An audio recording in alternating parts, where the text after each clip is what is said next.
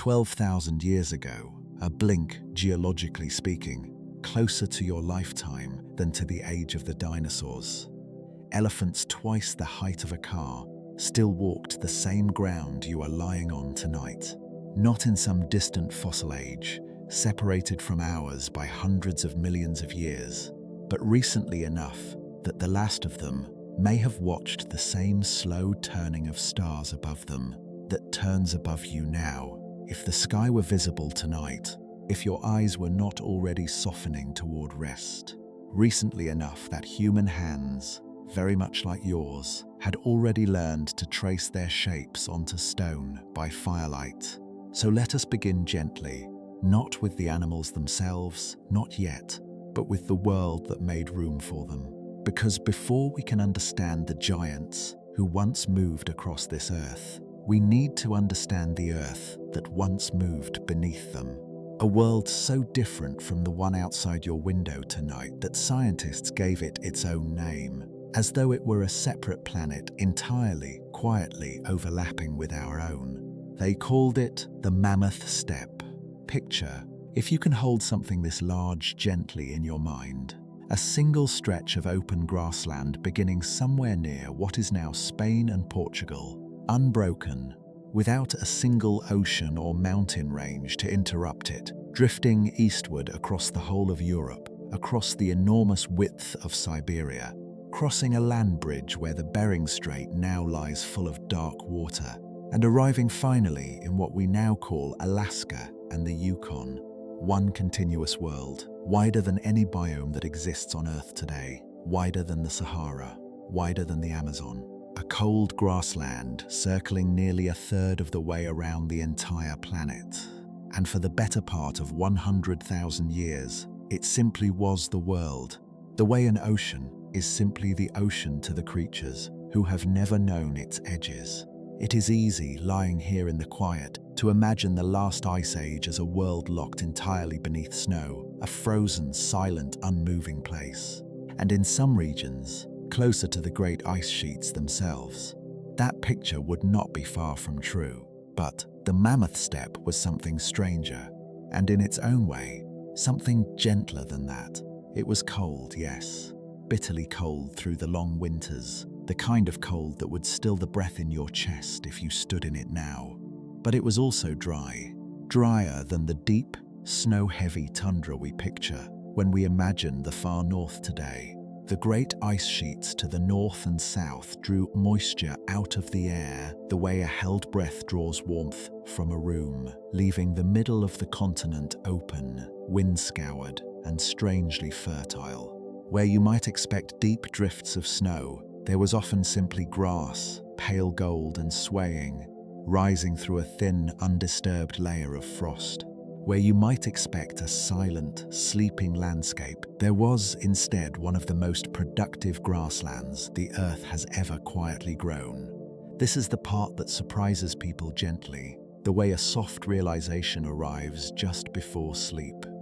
The Mammoth steppe was not a bleak, half-frozen wasteland waiting patiently for warmer days. It was closer, in its own way, to the open plains of Africa today, or the wide grasslands of the American West before they were divided and fenced. Nutrient-rich soil, deep-rooted grasses, sedges, and wildflowers, all of them adapted to grow low and fast, through short, generous summers, then rest quietly beneath the frost through the long dark of winter. A landscape built, without knowing it was building anything at all, to feed enormous numbers of enormous animals. And it is this detail, more than any single creature we will meet in the chapters ahead, that makes the Mammoth steppe worth resting inside for a while tonight. Because this world does not exist anymore. Not diminished, not shrunken to some smaller remaining patch, the way a forest might be reduced but not erased. Gone entirely. There is no Mammoth steppe left anywhere on Earth to visit, no protected reserve of it tucked into a cold corner of Siberia. No living example a person could walk through and say, this is what the Ice Age actually felt like underfoot. When the ice retreated, roughly the same slow retreat that eventually let the giants themselves vanish, the specific combination of cold, dryness, and light that had sustained this grassland for 100,000 years quietly came apart. Rain increased in some places. Snow deepened and lingered in others, smothering the low grasses beneath a wet, heavy blanket instead of a light frost. Trees crept in where open plains had been. Wetlands spread where dry grassland had once rustled in a slow, continuous wind. The steppe did not retreat to some smaller version of itself, waiting quietly for the ice to return. It simply stopped being possible. An entire climate, an entire arrangement of light and moisture and cold, closed like a door that cannot be found again from this side. There is something worth sitting with in that, gently, without needing to reach any particular conclusion about it. We are used to thinking of extinction as something that happens to a creature, a species, singular, disappearing from the world one generation at a time. But entire landscapes can vanish too. Whole worlds, complete with their own particular quality of light, their own particular sound of wind, moving through a particular kind of grass, can simply come to an end and never return, even while the ground beneath them remains, even while the planet itself continues turning exactly as it always has. If you had stood on the Mammoth steppe on an ordinary evening, one of the countless ordinary evenings across those 100,000 years, this is roughly what would have surrounded you. Wide, pale grassland reaching to a horizon with almost nothing to interrupt it. No forests crowding close, no mountains rising nearby to shorten the view. Just grass and sky, and the low golden light of a sun already beginning to lean toward the horizon. The wind would have moved almost constantly, the way wind moves across any wide open place with nothing to slow it down, bending the grass in long, slow waves that rolled outward for miles, the sound of it soft and rhythmic and endless, closer to breathing than to weather. Underfoot, the ground would have been firm and cold, the permafrost lying not far beneath the surface, holding the whole landscape together the way a frozen foundation holds a house steady through a long winter. Rivers threading through the grassland would have run slow and clear in the brief summers, then locked themselves gradually into ice as the light grew shorter, their surfaces going still and silver beneath a sky already beginning to fill with the shifting, curtained light of the aurora. And somewhere in that wide, wind-softened grassland, herds would have been moving, not yet named, not yet described, simply present, simply part of the quiet architecture of a world built to hold them. We will meet them soon, the woolly giants whose tusks curved longer than a grown man is tall, the great cats and wolves who moved through this same grass in patient, watching silence. The slow, immense grazers of a world that no longer has a name on any modern map. But for now, let the grassland itself settle in your mind. Let it stretch out, pale and endless, beneath a sky just beginning to soften toward night. Let the wind move through it, slow and rhythmic, the way your own breath is beginning to slow now, matching itself gently to nothing in particular, simply drifting, the way that ancient grass once drifted, undisturbed, beneath a world that has long since changed around it.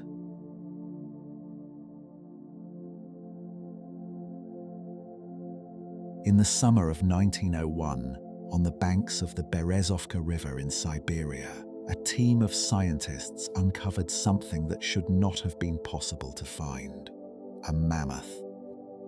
Not bones scattered across a hillside, not a skeleton reassembled piece by careful piece in the quiet of a museum workshop, but something far more intact than that: skin, fur, still reddish brown and coarse to the touch, muscle beneath it dark and preserved, and between its teeth, still lodged exactly where it had been 40,000 years before, a mouthful of half-chewed buttercups and grass, the last ordinary meal of an ordinary evening, frozen mid-swallow by a cold so sudden and so complete that decay never had the chance to begin its slow work. Let that settle for a moment before we go any further. 40,000 years. And yet close enough preserved well enough that scientists could look at the last thing this animal ever ate and recognize the flowers. This is the strange gift of the world we are walking through tonight. The Ice Age does not always reach us as fragments and guesswork, the way the age of dinosaurs so often does. Sometimes it reaches us whole. Sometimes the cold that ended a life became the very thing that carried it, gently and completely, across 40,000 years, so that we might understand it now, in the quiet dark, the way we might understand a stranger by finally being allowed to look at their face. So let us look, gently, at the animal that has come to stand for this entire vanished world more than any other, the woolly mammoth. It is easy to picture a mammoth as simply an elephant wearing a heavier coat, the way we might picture a familiar animal dressed for a colder climate. But the woolly mammoth was not an elephant adjusting to cold. It was a creature built, piece by piece, across hundreds of thousands of years, specifically for a world that never stopped being cold, in ways that reach far deeper than fur alone. Begin with the fur itself, since it is the detail most people already carry somewhere in their mind. A woolly mammoth wore not one layer of hair but two, working together the way a well-made coat works, each layer serving a different quiet purpose. Close against the skin lay a dense, soft undercoat, fine as wool, trapping a still layer of warm air directly against the body, the same principle by which your own blankets keep you warm right now, not by producing heat themselves, but by holding your own warmth close and unwilling to let it wander off into the cold room around you. Over that soft undercoat grew long guard hairs, coarse and heavy, some of them reaching nearly 1 meter in length, hanging downward along the flanks and belly like a second outer garment, shedding wind and snow before either could reach the softer insulation beneath. Beneath both layers of fur lay a thick cushion of fat, in places nearly 3 inches deep along the back and shoulders, a stored reserve of both warmth and energy for the long, lightless stretch of an Arctic winter. Even the shape of the mammoth's body, when you look closely and without hurry, reveals the same quiet logic. Its ears were small, far smaller than the wide, heat-releasing ears of an African elephant living beneath a warm sun, because a small ear loses less warmth to a cold wind than a large one does. Its tail was short and close to the body for the same unhurried reason. Every part of it, ears, tail, the curve of its back rising higher at the shoulder than at the hip to help snow slide away rather than gather and settle, seems to have been quietly shaped by the same patient question, asked over hundreds of thousands of years. How does a body hold on to its warmth in a world determined to take it away? And then there were the tusks. A large male woolly mammoth's tusks could curve outward and then inward again, spiraling in a long, graceful arc that sometimes reached over 4 meters from base to tip, longer than the height of 2 grown adults, standing one above the other. They were not simply decorative, and they were not primarily weapons, though they could certainly serve as one when needed. Their most constant, most daily purpose was far gentler than that. Mammoths used their tusks to sweep snow aside, clearing patches of frozen ground to reach the dried grass and sedge still waiting beneath, the way you might slowly push a blanket aside to reach for something resting just beyond it. Scientists have even found tusks worn smooth and flattened along one particular edge, a private record, written slowly in ivory, of which side a particular animal preferred to use, the way a person might, without ever noticing, always reach for a cup with the same hand. Mammoths, like elephants today, appear to have lived within close, patient family groups, led by an older female whose memory of the landscape, where water could be found in a dry season, which valleys offered shelter from the worst of a coming storm, may have meant the difference between a herd's survival and its slow decline. Calves stayed close to their mothers for years, learning the same unhurried knowledge, the way any young creature learns the shape of its world, by watching, by following, by simply being carried along within a rhythm older than its own memory. The woolly mammoth was not alone in this cold. Moving across the same wide steppe, often grazing within sight of the great herds of mammoths, was an animal whose armor was not woven from fur alone, the woolly rhinoceros, where the mammoth's most striking feature curved outward from its jaw. The woolly rhinoceros carried its own singular structure, rising from its face, a long, flattened horn, some specimens reaching over a meter in length, positioned not for display but for daily practical use.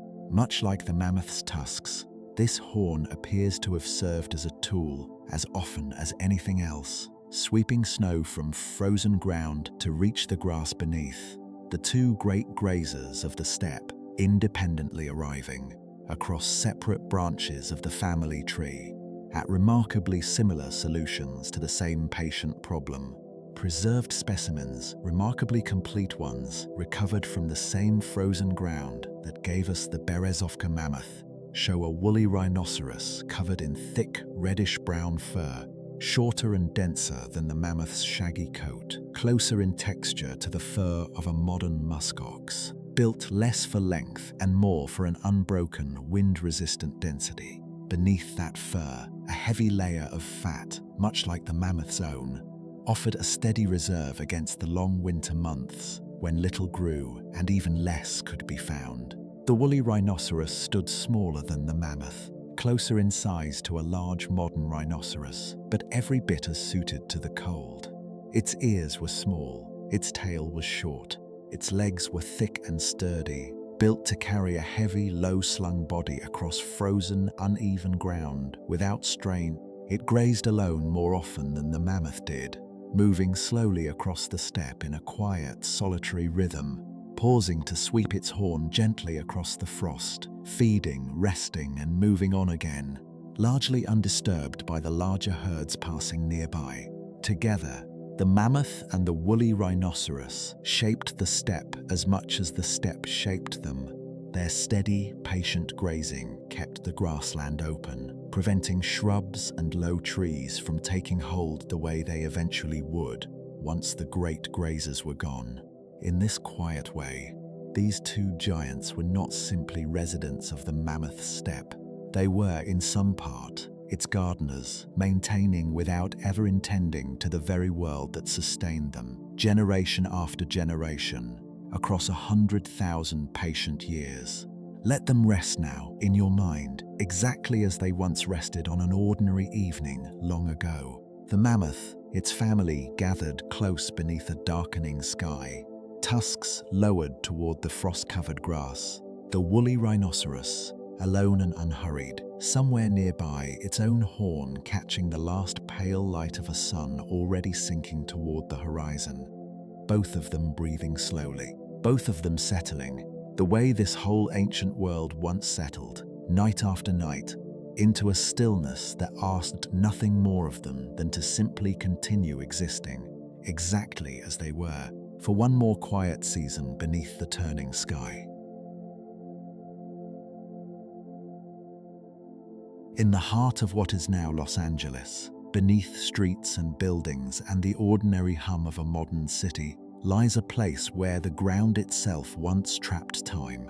The La Brea asphalt seeps, pools of thick, dark tar rising slowly to the surface, sometimes hidden beneath a shallow layer of rainwater, quiet and still and easy to mistake, on an ordinary evening long ago, for nothing more than a puddle, an animal drawn to drink, or drawn by the scent of another animal already caught, could find its legs held fast within moments, sinking slowly, patiently, the way sleep itself sometimes arrives, unhurried and impossible to resist once it has truly begun.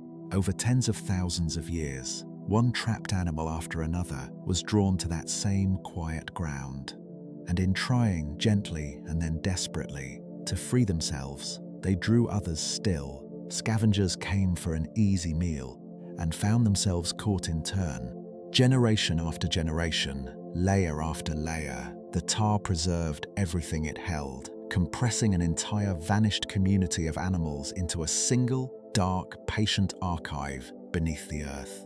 Scientists have since recovered the bones of more than 2,000 individual dire wolves from that one site alone.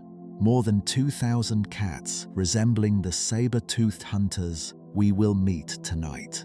An entire population of large Ice Age carnivores, caught not by each other, not in any single dramatic moment, but slowly, one at a time, across thousands of quiet years, by nothing more eventful than dark, still water that was never really water at all. It is a strange kind of gift, this place. A window that opened not through violence between creatures, but through the simple, patient geology of the ground itself, letting us look now, gently, at animals that shared this earth with the giants we have already met. So let us look at them.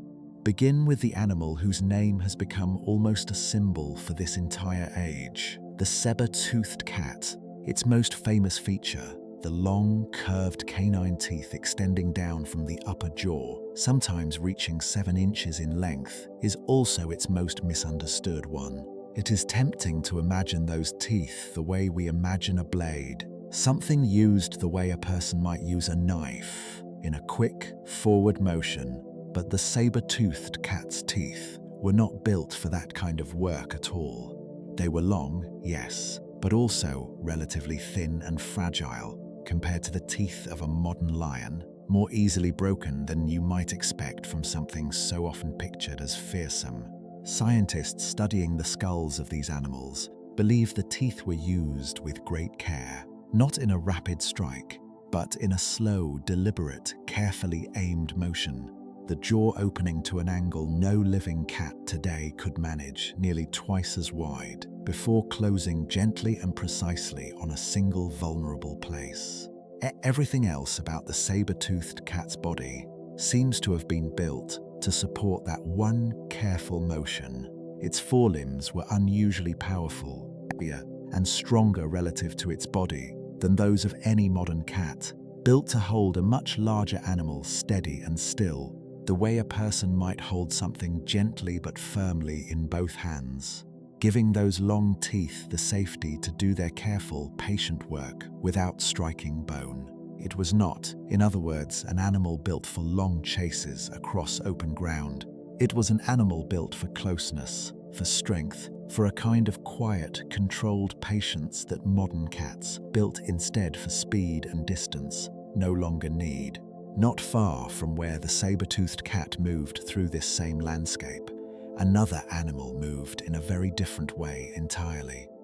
The dire wolf. For a long time, people imagined the dire wolf as simply a larger version of the grey wolves still living today, the same animal built on a bigger scale. Recent studies of ancient DNA have revealed something quietly more interesting than that. The dire wolf, it turns out, was not closely related to modern wolves at all. It belonged to its own separate branch of the family tree, one that had been growing apart from other wolves for over 5 million years, evolving separately on this continent, entirely on its own.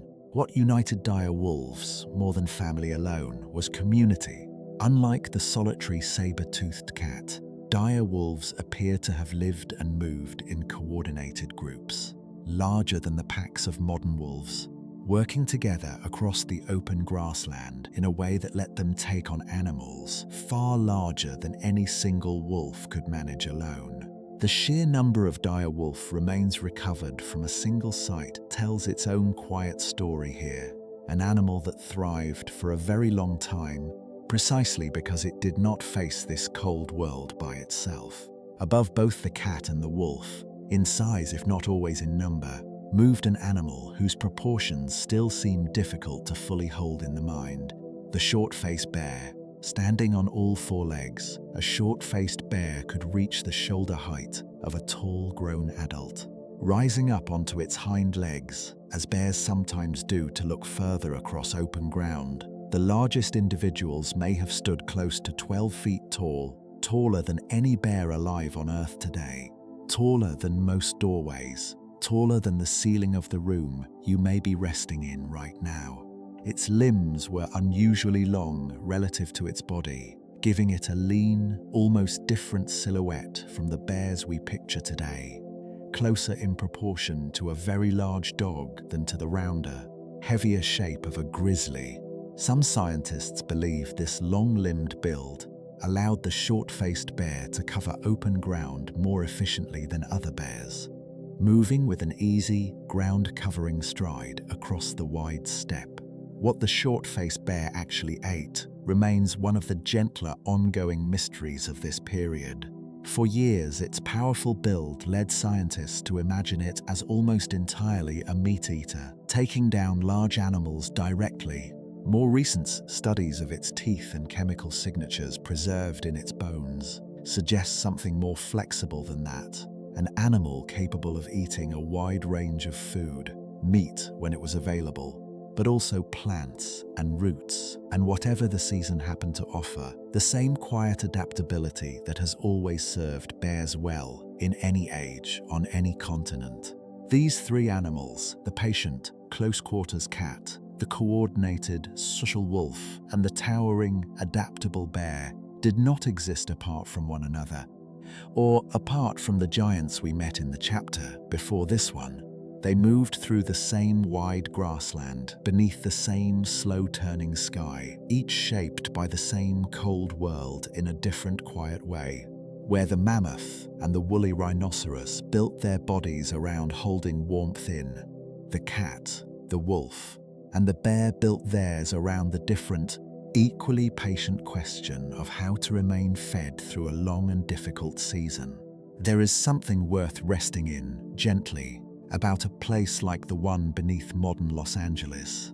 Not a single dramatic moment, not one great confrontation frozen forever in time, but thousands of quiet, ordinary years, layered patiently on top of one another, each animal drawn down slowly by nothing more eventful than dark water that only looked like rest. Let that stillness settle now, the way the tar itself once settled, slow and patient and unhurried. The cats have gone quiet in the tall grass.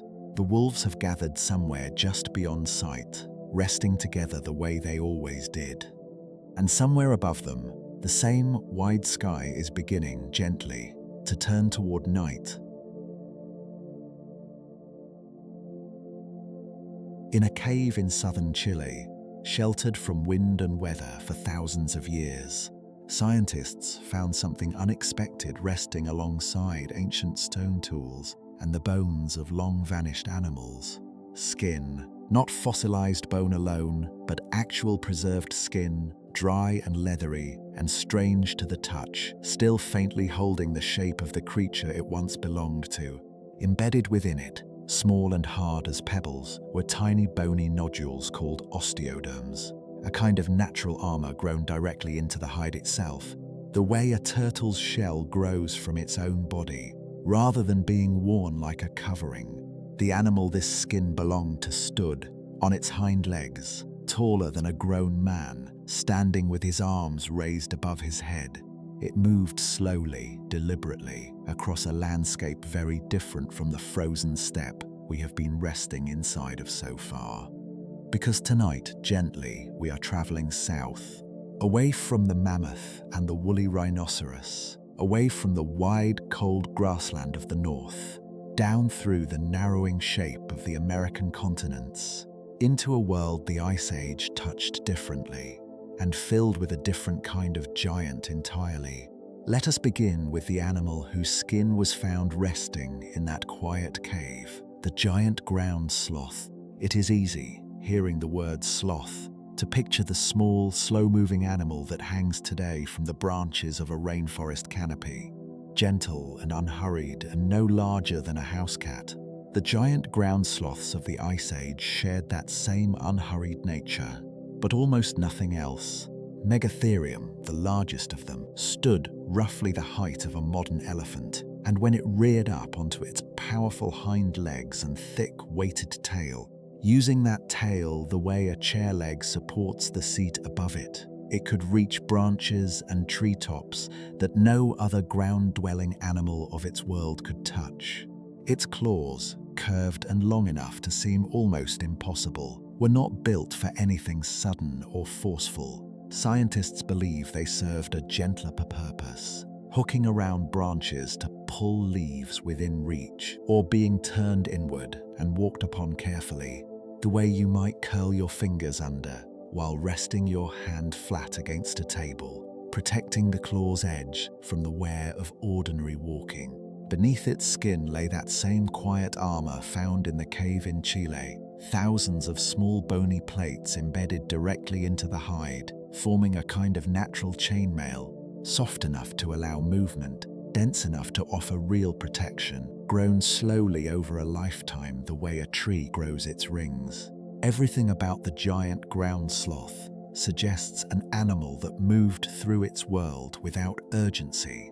Its bones were dense and heavy, better suited to strength and stability than to any kind of swift movement. Its diet, plants, leaves, the soft growth of the forest edges, and open woodland it called home, required no particular hurry to gather. It lived, as far as the fossil record can gently tell us, at exactly the unhurried pace its body was built for, standing, reaching, resting, and standing again, across a lifetime that in some individuals appears to have stretched for decades. Not far from where the ground sloths moved, across the open woodlands and grassy plains of South America, another kind of armor moved differently through the same world. The glyptodonts. If the giant ground sloth resembled something built by slowing an ordinary animal down and scaling it upward, the glyptodont resembled something built by an entirely different set of instructions. Altogether, distant relatives of the modern armadillo, glyptodonts carried a single, continuous dome of bony armor across their entire back, not overlapping plates like the sloth's softer covering, but one solid, curved shell, some individuals reaching the size and rounded shape of a small car. Beneath that shell moved a body built almost entirely for carrying its own protection. Short, sturdy legs, a low center of gravity, and in some species, most remarkably of all, a tail ending not in bone alone but in a solid spiked club, swung slowly from side to side, capable of a controlled, deliberate strike that some scientists believe may have been used as much between glyptodonts themselves. In the same slow, careful contests, many armored animals still engage in today, as against any other creature entirely. To imagine a glyptodont moving is to imagine something closer to a slow, living boulder than to any animal alive today, grazing quietly through low vegetation, its domed shell rising just above the grass line. It would have required very little from the world around it, beyond the plants at its feet, and the patient passage of time. Some individuals are believed to have lived for decades beneath that same protective shell, growing slowly larger, layer by layer, the way the shell itself had first been built. The world these southern giants inhabited was not the open, wind-scored grassland of the Mammoth steppe we rested inside earlier tonight. It was warmer, more varied, threaded with woodland and open plain in shifting, gentle patches shaped by different rain and different light. And it held other quiet giants alongside the sloth and the glyptodont, animals whose names carry less familiar weight, but whose presence filled the same unhurried world. Toxodon, a heavy, thick-bodied grazer, somewhere between a rhinoceros and a very large hippopotamus in appearance, moved slowly along riverbanks and open floodplains. Macrauchenia, a long-necked, camel-like animal with a strange forward-facing nose, whose exact purpose still remains gently uncertain, wandered the same open ground, undisturbed by animals whose lives had, for millions of years, unfolded on a separate path from those in the north.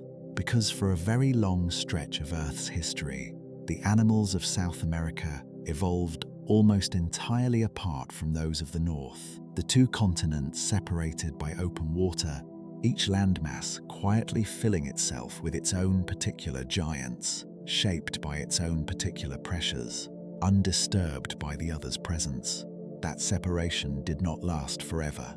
Slowly, patiently, over millions of years, a narrow strip of land began to rise between the continents, closing the water that had once kept two evolving worlds apart.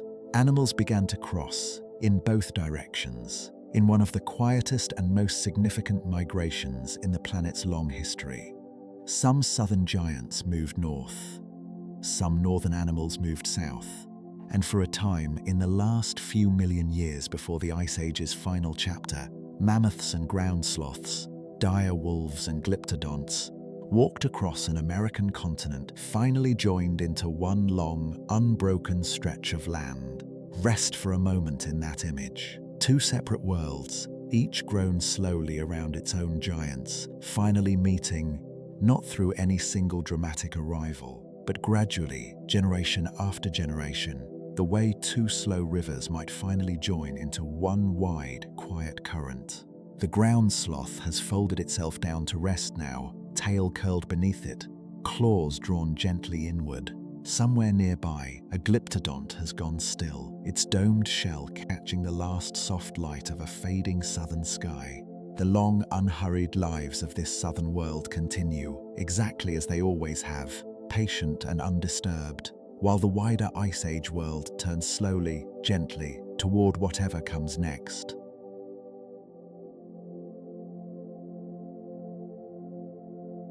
On an island continent, far from the mammoth steppe, far from the cats and wolves resting in the tall grass of the north, a very different kind of Ice Age was quietly unfolding. Australia, a place the northern cold never fully reached, and a place where, across millions of years of complete isolation, evolution had been writing its own separate, patient story.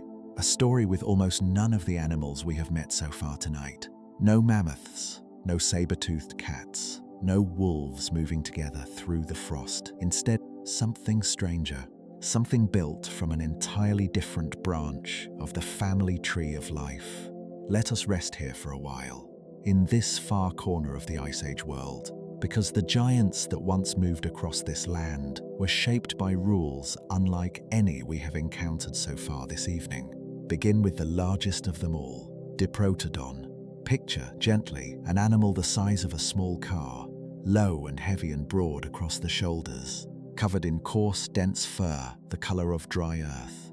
It is easy to look at a reconstruction of Diprotodon and think, simply, giant wombat, and in a distant sense, that instinct is correct. Diprotodon was, in fact, the largest marsupial that has ever lived, a relative, however distant, of the small, burrowing wombats still living quietly across Australia today.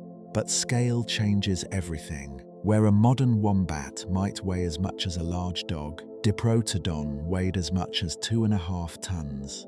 Where a modern wombat digs a burrow barely wide enough for its own body, Diprotodon simply walked across the open land, unhurried, browsing on shrubs and low trees. It's enormous, forward-pointing incisors, designed for stripping leaves and bark, working slowly through whatever the dry Australian landscape offered. Fossil trackways, preserved in what was once soft lakeshore mud, show something remarkably tender about this animal's daily life. A mother Diprotodon, walking steadily, and beside her, a smaller trail of tracks, a young one following close, matching her pace step for patient step, the way any young creature learns the shape of its world, by staying near the one who already knows it. Not far from where Diprotodon grazed, something else moved differently through the same dry grassland. Procoptodon gallia, the giant short-faced kangaroo. Standing upright, the largest of these animals could reach over 2 meters in height, taller than most doorways, taller easily than any kangaroo living today. But it is not simply the height that makes this animal strange to imagine. It is the shape of its face, flattened, almost forward-facing, closer in proportion to the face of a large dog than to the elongated, familiar snout of a modern kangaroo.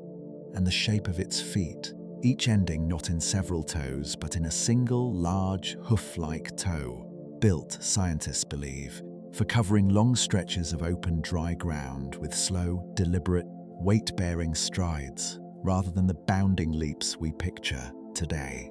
It reached high into the branches of desert trees with long, unusually flexible arms, each ending in 2 long fingers, curling them downward the way you might gently pull a branch toward yourself to reach the leaves at its tip, patient, unhurried, browsing on tough, dry vegetation that few other animals could easily manage, and moving above both Diprotodon and the giant kangaroo, not on the ground, but low across it, close to the grass, was something with no true equivalent anywhere else in the Ice Age world we have visited tonight. Thylacoleo, the marsupial lion. Despite its name, Thylacoleo was not related to true lions at all. Another distant cousin of the wombat and the koala, shaped by millions of years of separate evolution into something that merely resembled, in outline, the great cats of other continents. Roughly the size of a modern leopard, its most striking feature was not claw or fang in the way we might expect, but its teeth. Enormous, blade-like premolars, unlike anything found in any cat, living or extinct, elsewhere on Earth, built not for a single decisive bite, but for a long, careful shearing motion, slicing rather than piercing. Its front paws carried an unusually large, retractable claw, not on the same finger as a cat's typical claws, but on what would be, in your own hand, roughly the position of a thumb, strong enough, researchers believe, to grip and hold securely while its powerful jaw did its slow, careful work. Thylacoleo moved alone, most likely, through open woodland and grassland alike.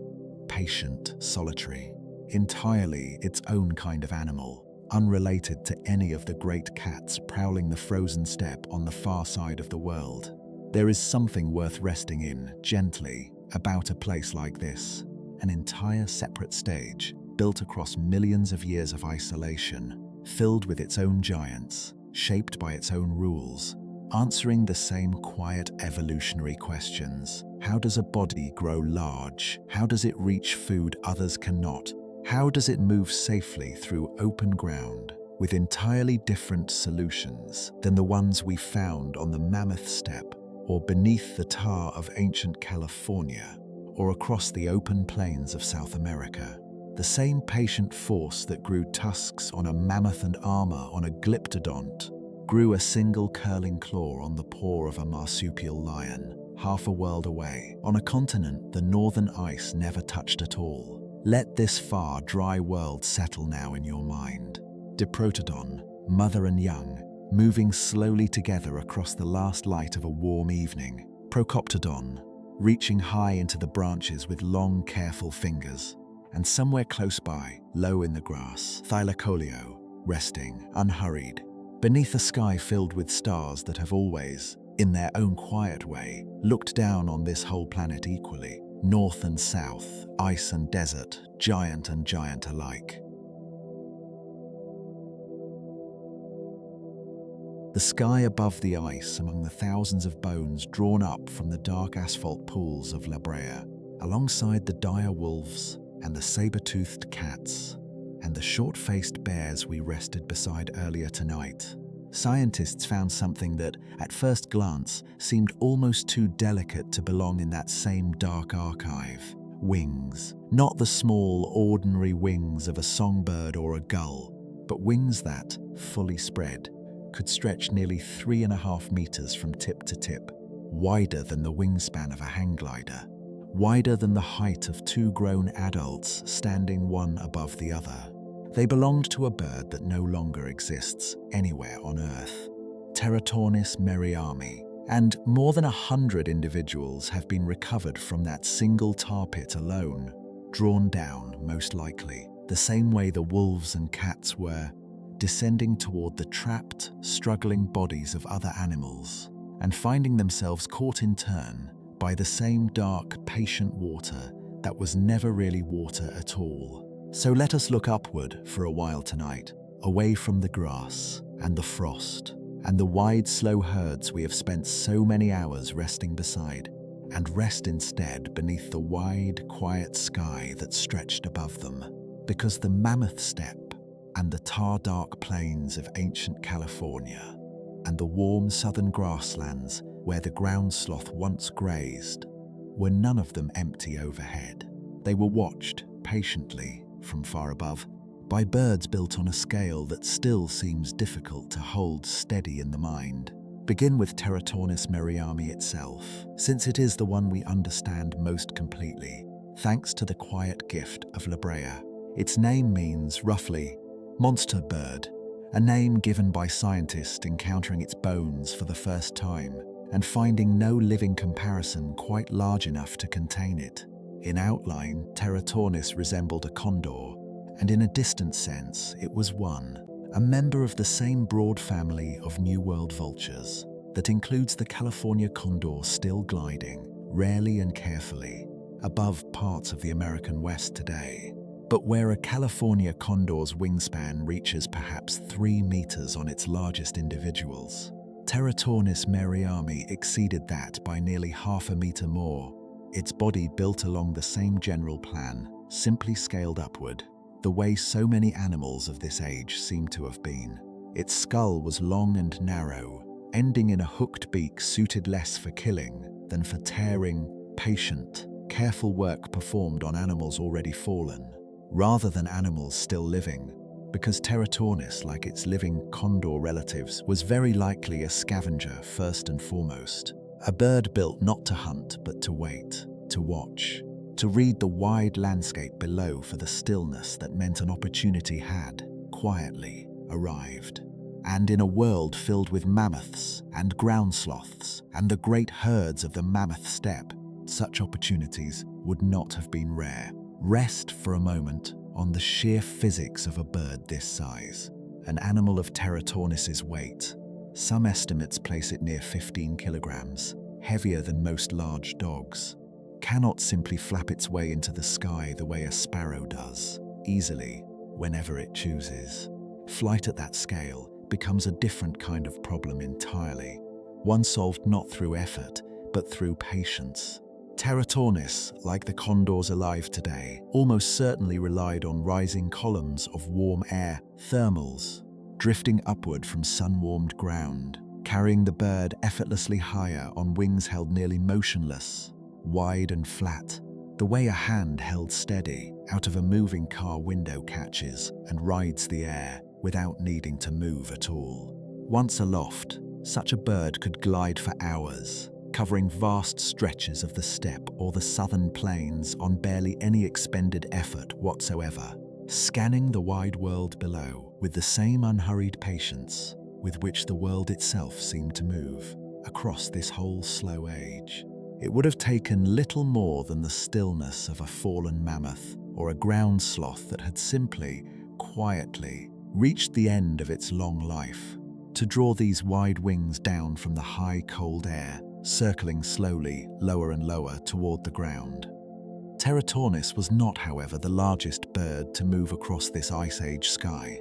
Further west, across what is now the American Southwest, scientists have recovered the bones of a rarer, even larger relative, Iolornis incredibilis, a bird whose wingspan may have reached nearly 5 meters, greater than almost any flying bird known to have ever lived.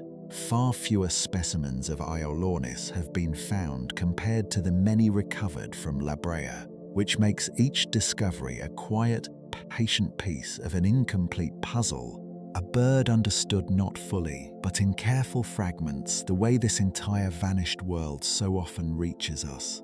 To imagine a bird with a 5-meter wingspan is to imagine something that strains gently against ordinary comparison, wider than most rooms are long, wider, tip to tip, than a small car, and yet built, as all flying birds must be, from bones made deliberately light, hollow, honeycombed with air-filled chambers, strong enough to bear the bird's weight in flight, but never heavier than absolutely necessary. The same quiet architecture that lets even the largest living birds today lift themselves gently into the air. Picture, gently, what it must have taken to first notice such a creature resting in stone.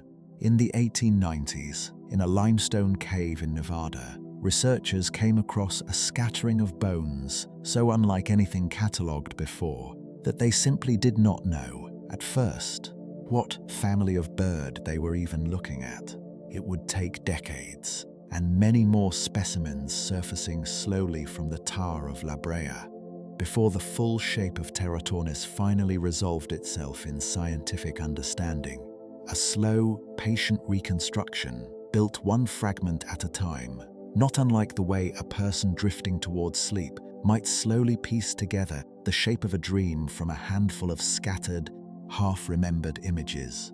Pterotornis did not rule this sky alone, sharing the same rising columns of warm air, though built for a very different purpose entirely, was another aerial giant recovered from that same dark California archive. Buteogallus woodwardi, sometimes called Woodward's eagle, a bird larger than any eagle alive today, its wingspan reaching perhaps 2.5 meters, its build heavier and more powerful than the lean, scavenging frame of Pterotornis beside it, where Pterotornis waited, patient and watchful, for stillness to arrive on its own. Woodward's eagle appears to have been built for something more active. Its talons, larger and more strongly curved than those of a scavenger, suggest an animal capable of taking live prey directly, perhaps the young of the great herds below, or animals already weakened by age, illness, or the long difficulty of a hard winter.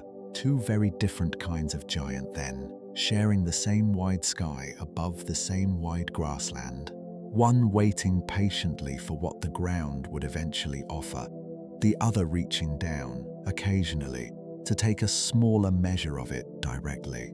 It is a gentle reminder that even the sky above this Ice Age world was not a single, uniform place, but layered with its own quiet variety.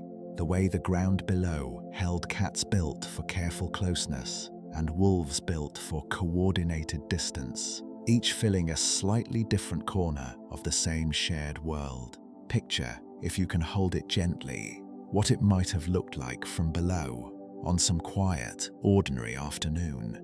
A shadow crossing slowly over the pale grass, wide and unhurried, tracing a long, patient arc across the steppe, as the bird above it rode the same warm current for minutes at a time without ever once needing to beat its wings.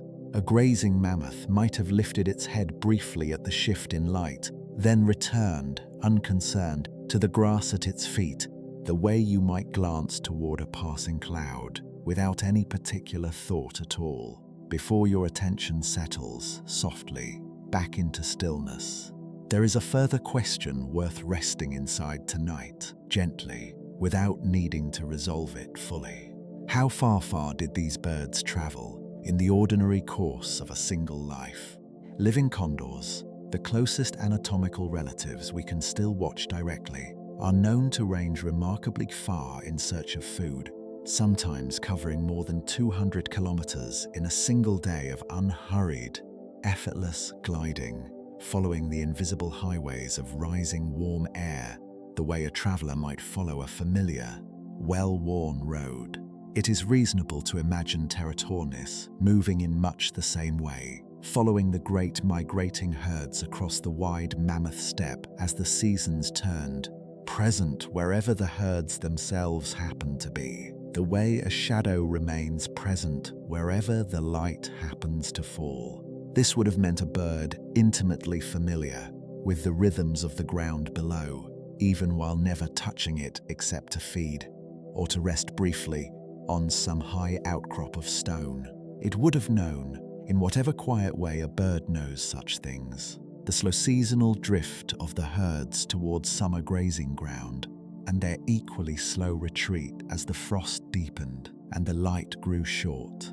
A life lived almost entirely in two dimensions at once, deeply connected to the wide ground below and entirely separate from it, held aloft on wings that asked for almost nothing from the world except a steady current of rising warm air.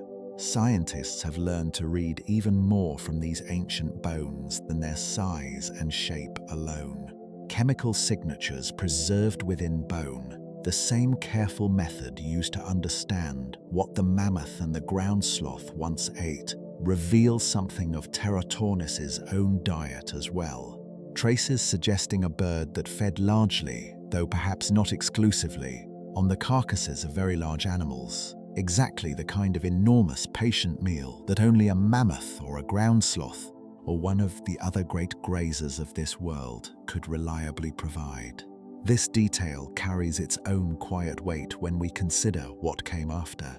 A bird built around the patient expectation of very large carcasses is a bird particularly vulnerable to a world that gradually stops producing them.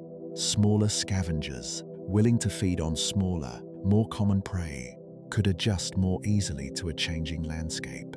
Terratornis, shaped so specifically around abundance on a giant scale, had far less room to bend. Consider too how these birds came to rest. Unlike the mammoths and ground sloths we have spent so many hours resting beside tonight, Terratornis did not wander the open steppe itself. Scientists believe it nested instead along high, sheltered cliffs and rocky outcrops. The same kind of quiet, elevated stillness that condors still seek out today. A single egg laid, most likely once every year or two, in a shallow scrape of stone far above the noise and movement of the grazing herds below. A slow bird in every sense, slow to breed, slow to mature, slow to replace itself, generation after patient generation, the same unhurried rhythm that shaped so much of this vanished world. It is worth resting too on how such a heavy bird ever managed to lift itself from open, level ground in the first place, since a running start of the kind smaller birds use would have done little for something carrying 15 kilograms into the air. The same question applies to today's largest flying birds, and the answer, in both cases, seems to lie in choosing the moment carefully, rather than forcing the effort. A steep slope, a cliff edge, a gust of wind arriving at just the right angle. Any of these could turn a difficult launch into something closer to simply stepping off into air, already moving upward to meet it. Once aloft, the hardest part of the day was already finished. Everything after that was gliding and watching, and the long, unhurried patience of an animal built to let the sky do most of the work. Even the eyesight of a bird like this deserves a moment of quiet attention. Scavenging from such a height requires a kind of vision far sharper than anything a human eye could offer, capable of resolving the stillness of a fallen animal from a distance, and an altitude that would leave the ground below looking almost featureless to us. It was this vision, more than speed or strength, that made Terratornis and its relatives so well suited to their patient work, circling, watching, reading a landscape stretched wide beneath them for the one small detail, the one motionless shape among the grass. That meant the long wait had finally, quietly, come to an end. There is a particular kind of stillness worth imagining here, one very different from the stillness of the grazing herds below. Not the stillness of rest, but the stillness of patience, a bird holding itself almost motionless in the moving air, wings locked wide, for the better part of an hour at a time, spending almost nothing of its own strength while the sky itself did the carrying. It is, in its own way, one of the gentlest forms of giant this evening has offered us. No claws built for holding, no teeth built for tearing anything living, only wide wings, sharp eyes, and the long, unhurried patience to simply wait for what the world in its own time would eventually provide. These giant birds did not exist apart from the great grazing herds below them. They existed because of them.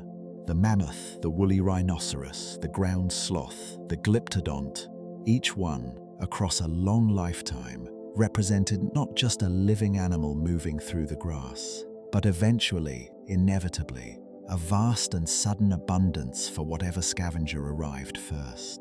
In this way, the giant birds of the Ice Age sky were bound to the giants of the Ice Age ground by an invisible, patient thread, one kind of enormous life sustained indirectly by the slow passing of another. This connection, gentle and easy to overlook, may hold part of the answer to a question we will rest with more fully in a later chapter tonight. Why so many different kinds of Ice Age giants, in the sky as well as on the ground, came to their quiet ending within roughly the same narrow window of centuries. A bird built to scavenge the fallen bodies of mammoths and ground sloths requires, quite simply, a world that still contains mammoths and ground sloths. When the great herds began, slowly and unevenly, to vanish from the landscape, the wide, patient birds circling above them lost something they could not easily replace. Pterotornis mariami endured for a remarkably long stretch of time after the larger southern giants had already gone. But even its patience, in the end, could not outlast an empty sky with nothing left below it worth circling for. There is a living echo of this ancient sky still visible today, if you know where to look for it. The California condor, Pterotornis's smaller cousin, very nearly followed the same path into complete disappearance in recent decades, its wild population falling, by the 1980s, to fewer than 30 individuals anywhere on Earth. Conservationists gathered every remaining bird into careful, patient breeding programs, and slowly, over years rather than seasons, began releasing their young back into the same skies their ancestors once shared with Pterotornis itself. Today, several hundred condors once again ride the same rising currents of warm air above parts of California and Arizona, wings held wide and still, in a slow, unhurried motion that has not changed in any meaningful way across tens of thousands of years. It is a strange and gentle thought to hold here in the dark. Somewhere tonight, a condor may be circling above almost the exact stretch of ground where Pterotornis once circled, riding the same thermal currents, watching the same wide landscape with the same patient, searching eyes. The very last, living thread connecting this ancient sky to the one that still exists above us now. Weather itself shaped these journeys in ways worth resting on gently.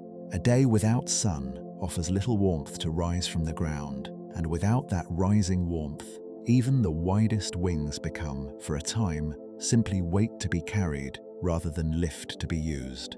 Scientists studying living condors have noted how closely their movements follow the sun's own daily rhythm. Birds remaining settled, and still through the cool hours of early morning, only lifting into flight once the ground has warmed enough to send the first columns of rising air upward into a clearing sky. It is reasonable to imagine Pterotornis following this same unhurried clock, each morning beginning not with movement, but with waiting, patient, motionless, wings folded against the early chill, until the world itself grew warm enough to offer a way upward. Storms, too, would have shaped these ancient patterns, though not in any sudden or dramatic way.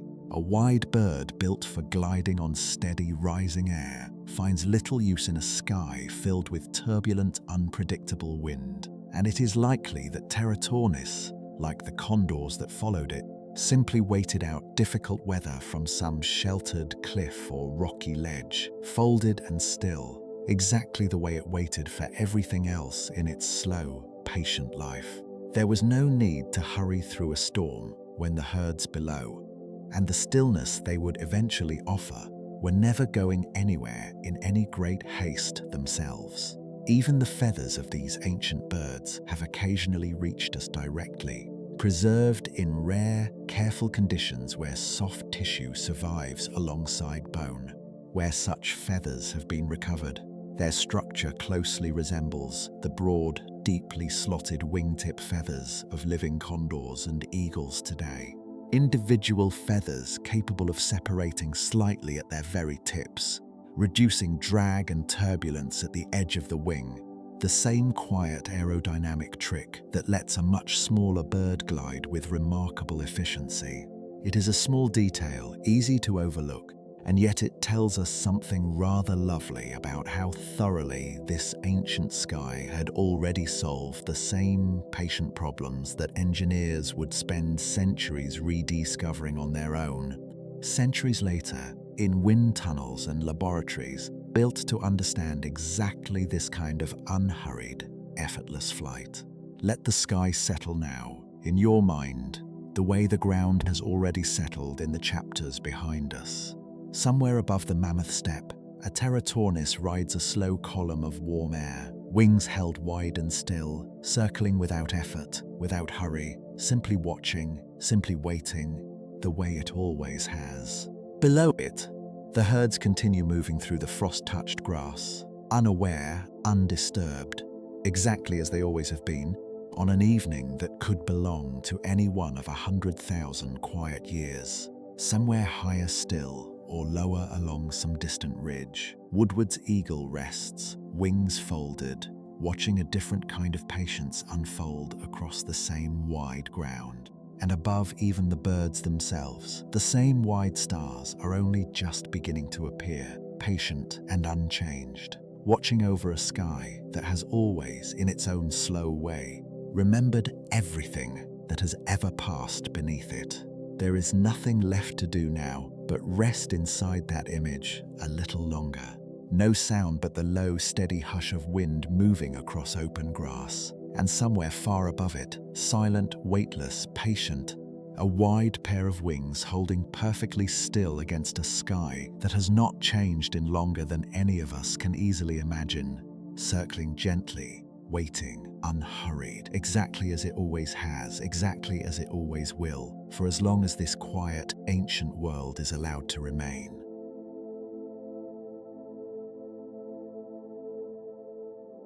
In the wetlands of what is now the American Midwest, scientists studying old lake sediments found something that at first seemed to have no reasonable explanation. Dams, not the modest, carefully woven structures built by the beavers we know today, but something built on a far larger scale entirely, timber and packed earth stretching in some places for hundreds of feet, holding back enough water to reshape the surrounding land into wide, shallow lakes.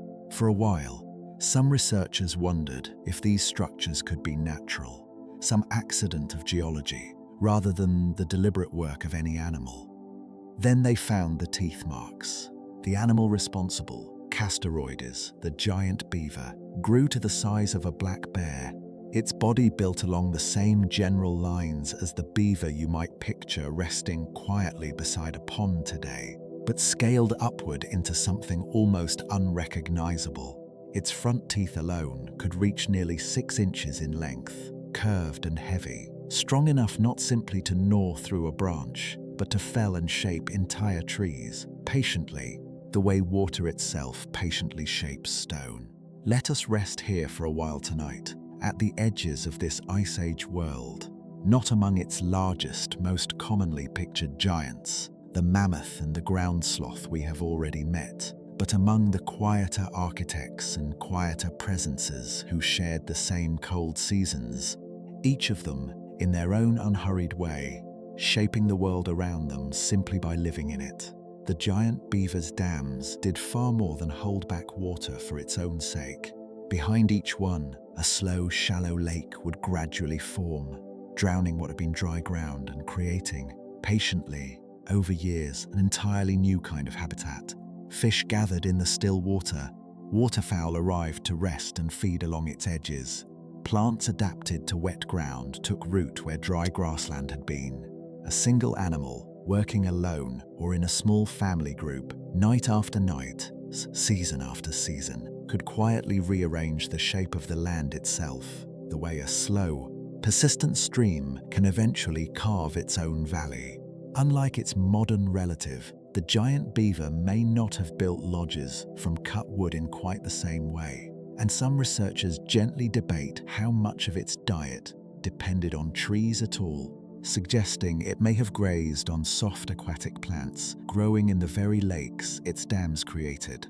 Either way, its presence on this landscape was not loud or sudden.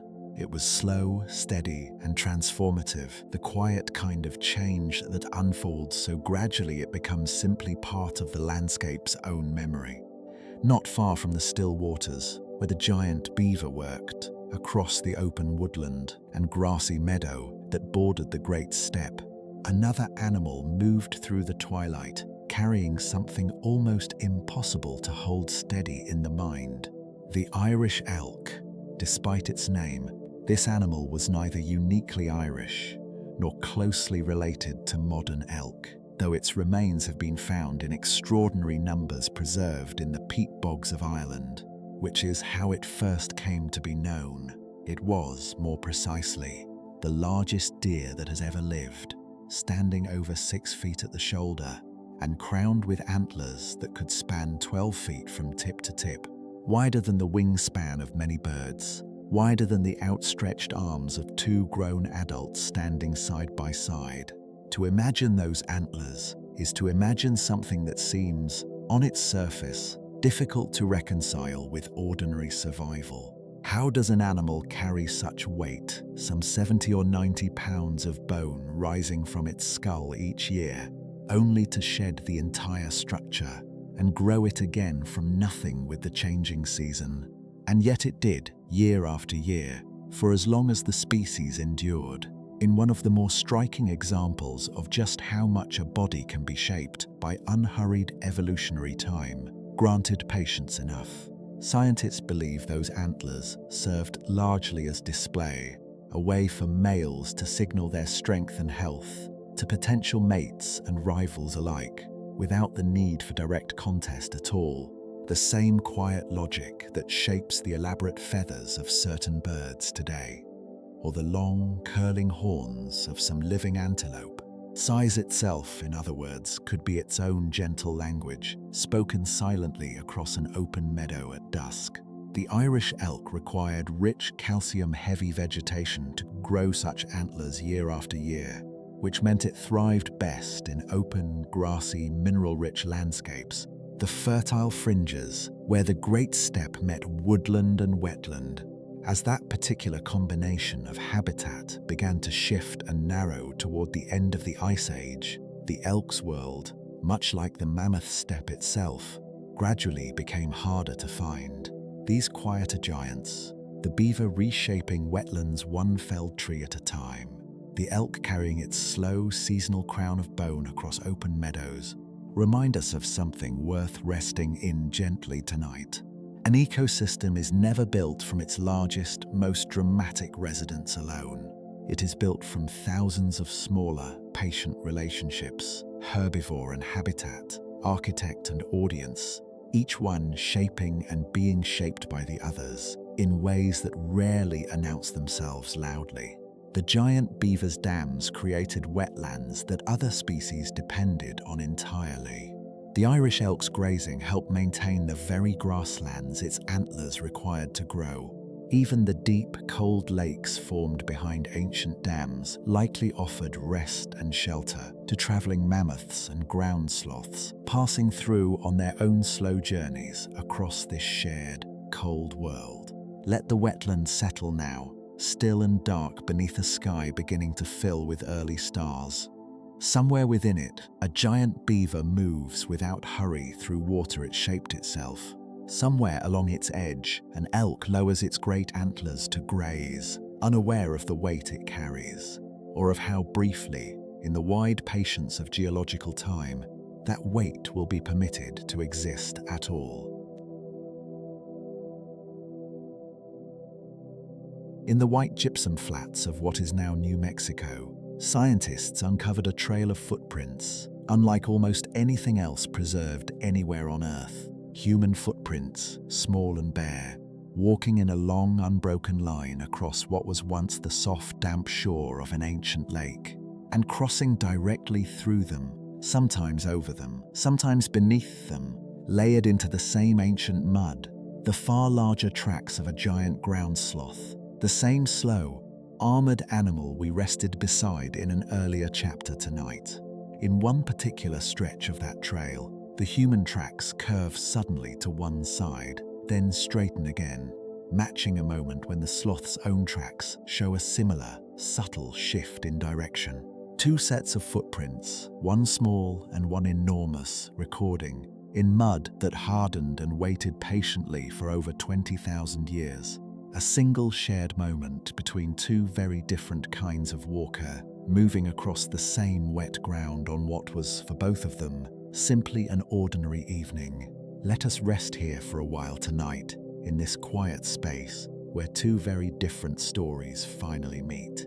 Because for most of the evening we have spent together so far, the giants of the Ice Age have moved through a world that seemed to belong entirely to them, wide and untouched, shaped only by climate and by each other.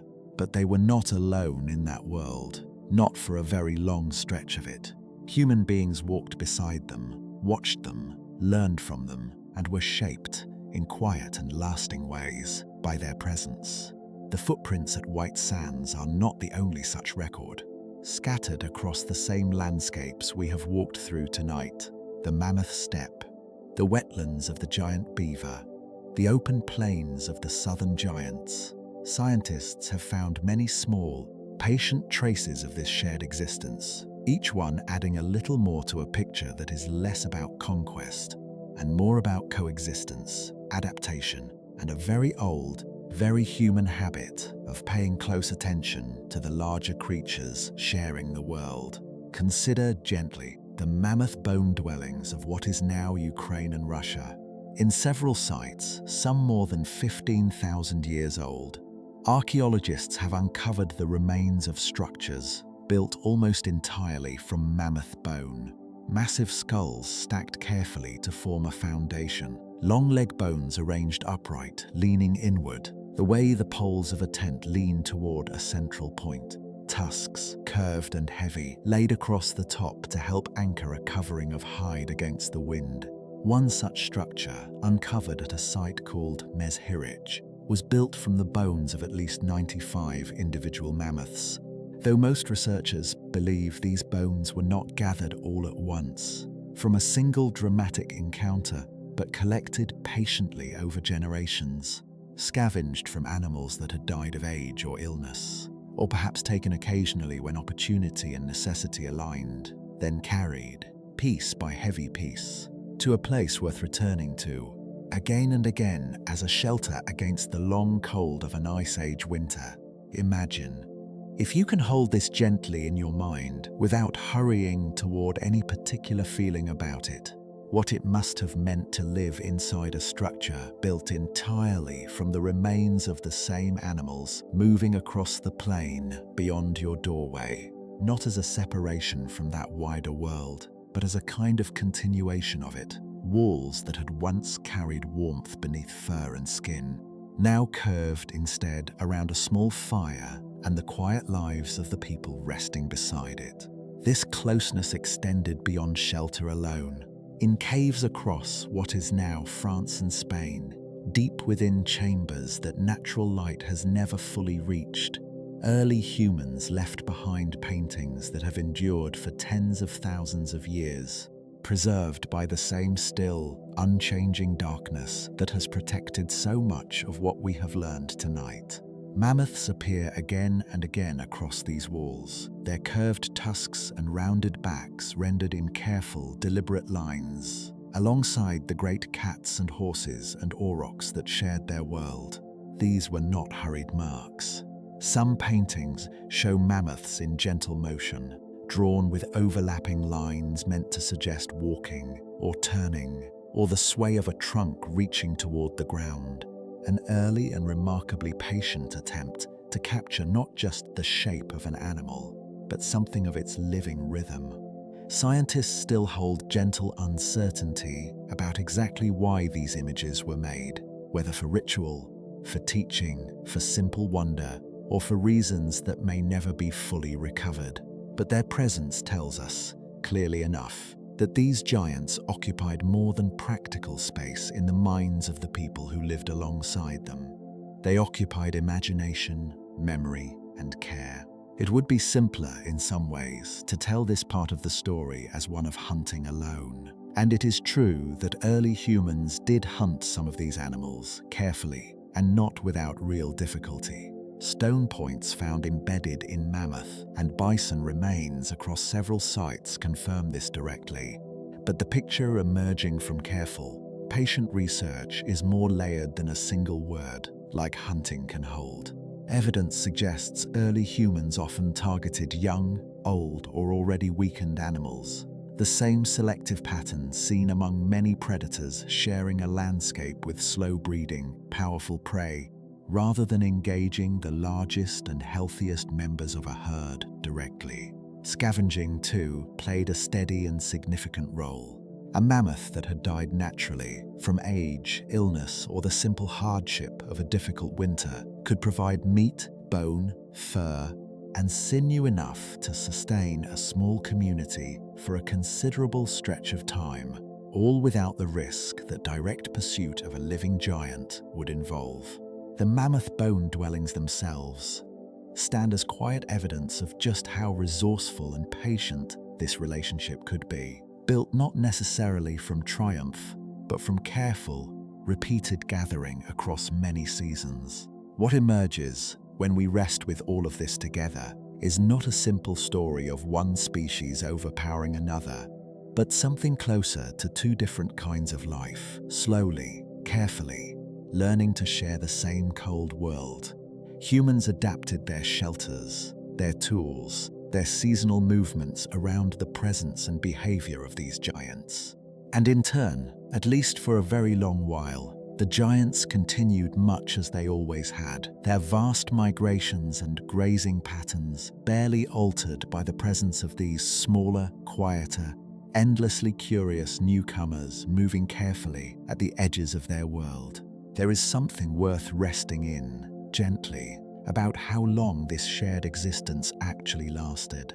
Not a brief, passing encounter, but tens of thousands of years, generation after human generation growing up within sight of mammoths and woolly rhinoceros, learning their movements the way a child today might learn the pattern of the seasons, simply as one of the fixed, familiar facts of the world into which they were born. It is only in the final chapters of the Ice Age, in that same narrowing window of centuries we will rest inside next, that this long, shared existence began, gently and unevenly, to change. But for tonight, let the balance of this world remain undisturbed a little longer. Somewhere across the Mammoth steppe, a small fire glows within walls built from curved white bone, and beyond the firelight, in the vast star-scattered dark, a herd of mammoths moves slowly across the frost, unhurried, unafraid, simply continuing the way they always have, within a world still wide enough, for now, to hold them both.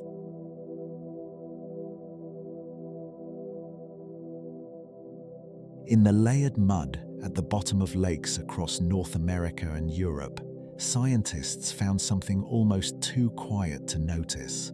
And yet it turned out to hold one of the clearest records we have of how this world came to an end.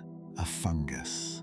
Spormiella, a tiny spore that grows almost exclusively on the dung of large plant-eating animals, settling slowly to the lake bottom year after year, layer upon layer, the way snow settles upon snow. For tens of thousands of years, these spores appear steadily in the mud, a quiet, continuous record of mammoths and ground sloths and giant beavers grazing somewhere nearby, their presence written not in bone, but in something far smaller and far more patient. And then, within the space of what scientists estimate to be a few centuries, a stretch of time shorter than the gap between now and the founding of many of the world's oldest cities, those spores decline by more than 90%. And then they are simply gone. Let us rest here tonight gently, at the edge of an ending. Not a sudden one, not a single dramatic moment that any witness could have named or dated, but a slow closing, the kind that becomes visible only in hindsight, only when someone patient enough sits with the layered mud of a lake bed and reads, centimeter by centimeter, the story it has been quietly keeping. Because somewhere between roughly 12,000 and 10,000 years ago, in what is, in the long patient count of the planet's history, barely more than a breath, the majority of the large animals we have spent this evening resting alongside simply stopped appearing in the record.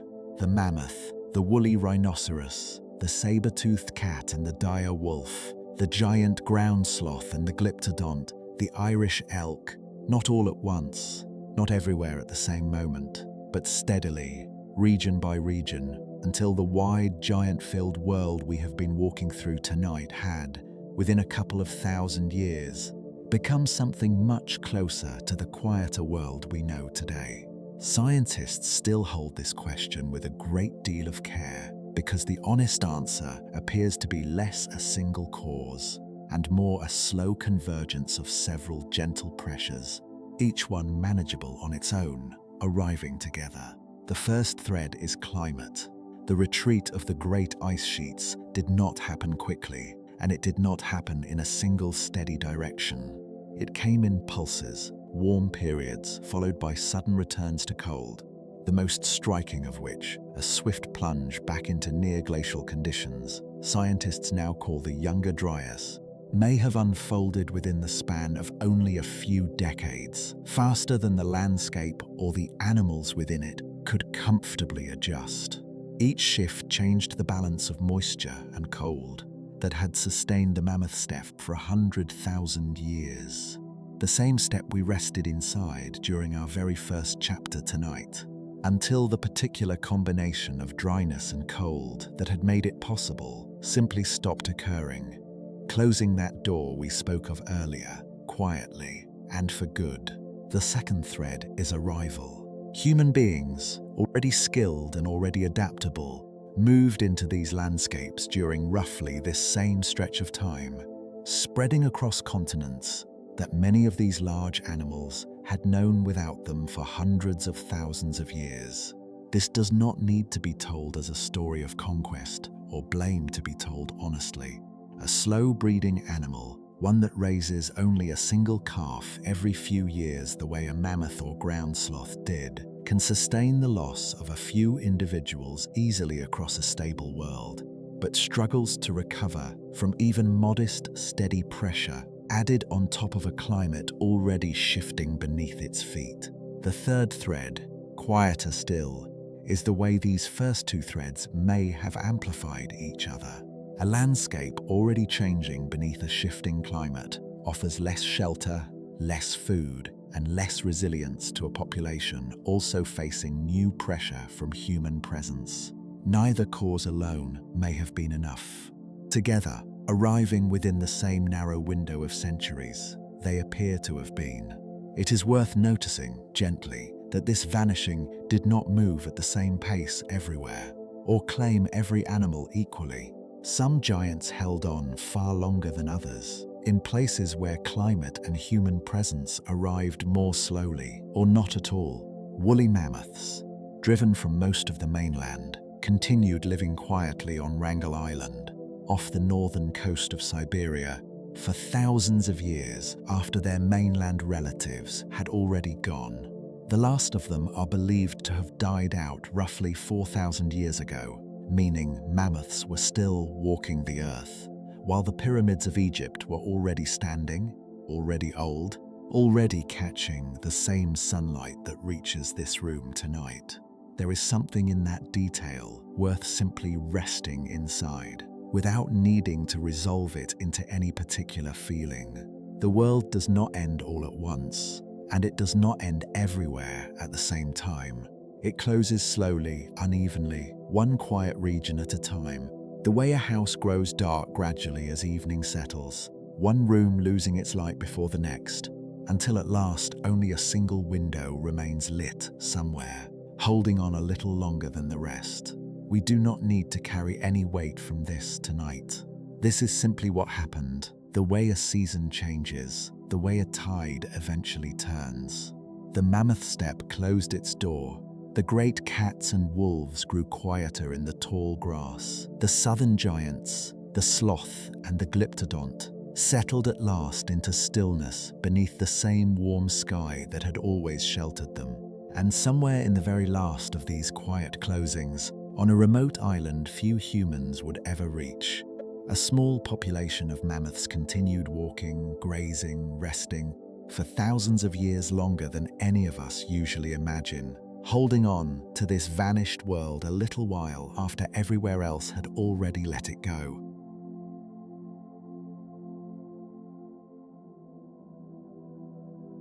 In 1741, on a remote, wind-scored island in the far northern Pacific, a shipwrecked naturalist named Georg Steller stood on a cold shore and watched something moving slowly through the shallow water just offshore.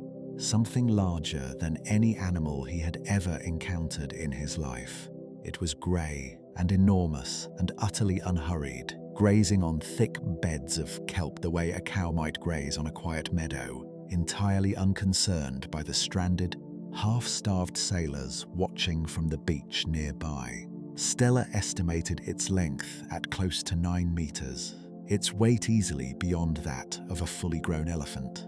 He would spend the following months trapped on that island with the rest of Vitus Bering's stranded crew, doing the only thing a patient, curious mind can do in such a circumstance: watching carefully and writing down everything he saw. He called it, simply, the sea cow. Today we know it as Steller's sea cow, and it is, in its own quiet way, one of the most important animals to rest beside tonight, because its story closes a circle this whole evening has been slowly drawing, one that reaches from the frozen Mammoth steppe all the way down to the cold kelp-filled water of the Northern Sea. So let us leave the grass and the open sky behind for a while, and rest instead beside the water, because the Ice Age was never only a story written on land.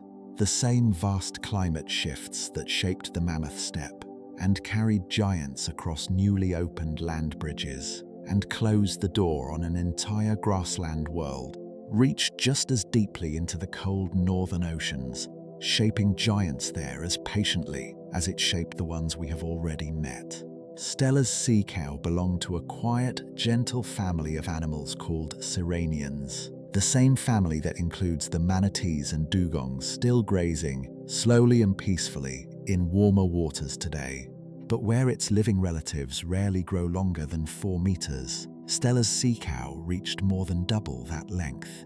A scale shaped, most likely, by the same cold-adapted logic that grew a mammoth's thick layer of fat, or a woolly rhinoceros's dense, wind-resistant fur.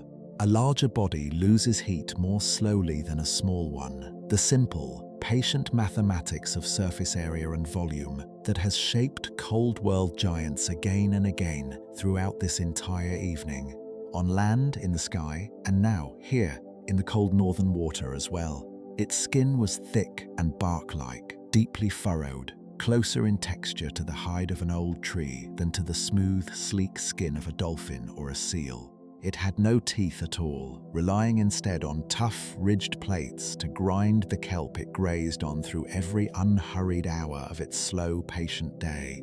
And it had, remarkably, almost no ability to submerge fully beneath the water.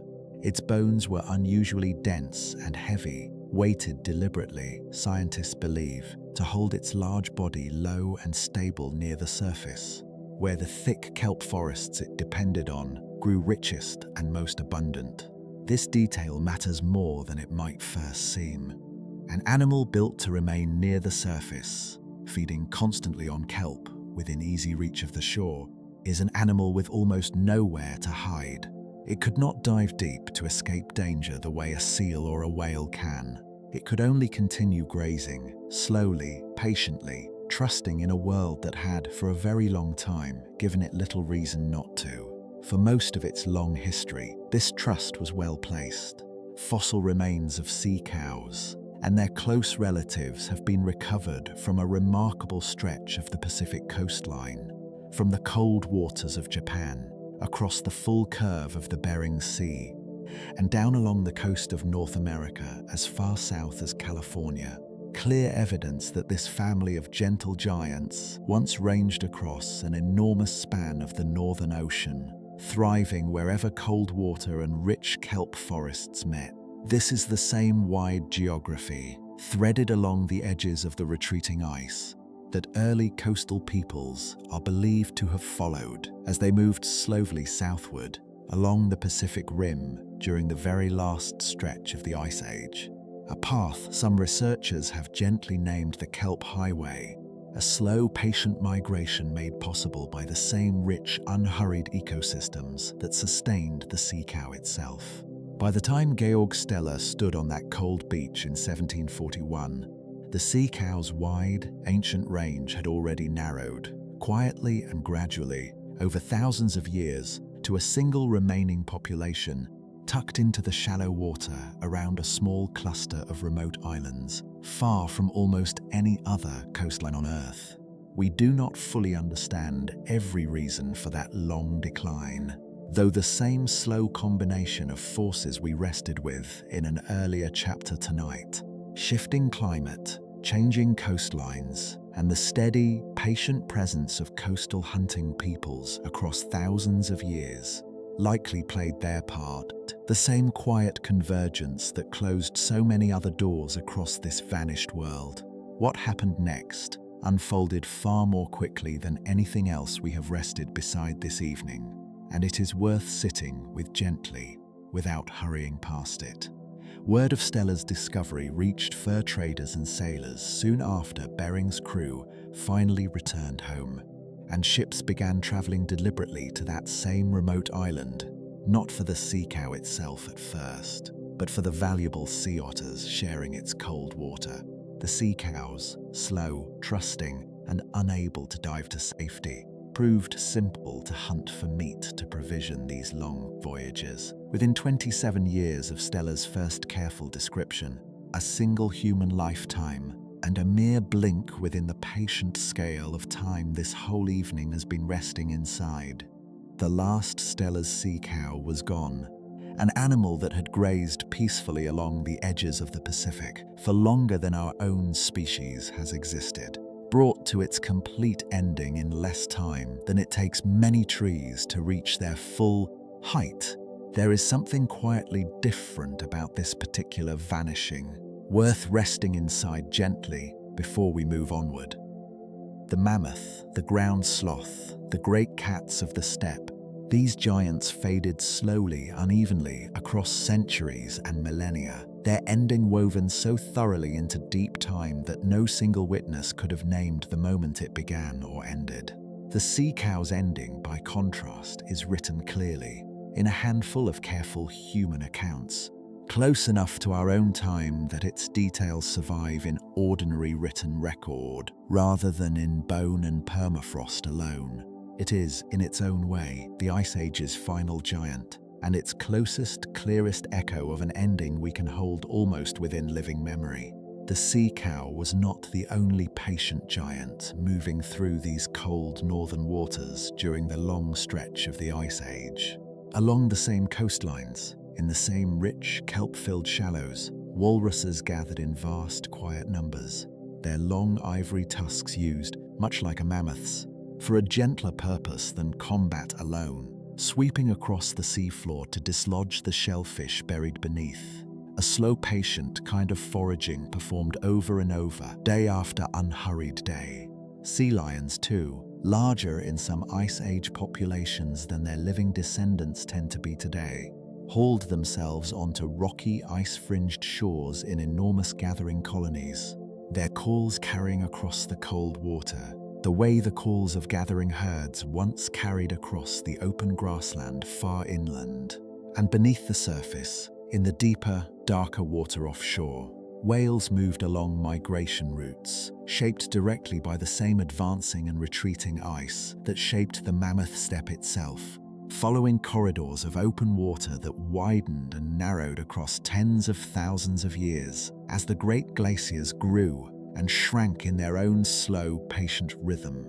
Consider, gently, how deeply the shape of the Ice Age ocean was tied to the shape of the Ice Age land we have spent so many hours resting beside tonight. At the height of the last glaciation, so much of the planet's water lay locked within vast sheets of ice that global sea levels stood more than 100 meters lower than they do today. Low enough to expose the very land bridge that once let mammoths and humans and countless other travelers cross freely between what are now separate continents. The same ice that built the Mammoth steppe also quietly redrew the entire map of the Northern Ocean, narrowing some channels to nothing at all, and widening others into broad, rich feeding grounds that would not exist again once the ice finally retreated. This means the sea cow and the walrus and the great whales moving through these waters were never truly separate from the giants of the grassland. They were shaped by the very same distant force, the same slow accumulation and release of the planet's ice, simply expressed through water instead of through fur and tusk and claw. One patient climate, reaching into every corner of this vanished world, on land and at sea alike, shaping each giant according to whatever medium it happened to move through. There is a particular kind of stillness worth resting inside now, gently at the edge of the cold northern water. Picture a shoreline at dusk, kelp swaying slowly beneath the shallow surface, catching the last soft light of a sun already sinking toward the horizon. Somewhere within that swaying green, a sea cow grazes without hurry, exactly as it always has, exactly as its kind had for longer than any single winter could measure. Its great grey body barely disturbs the surface. Its breathing is slow and even, and entirely unbothered by the passage of the hours around it. Further out, beyond the kelp, a whale moves along some ancient, patient corridor of open water, its path shaped by ice sheets that will not fully retreat for thousands of years yet.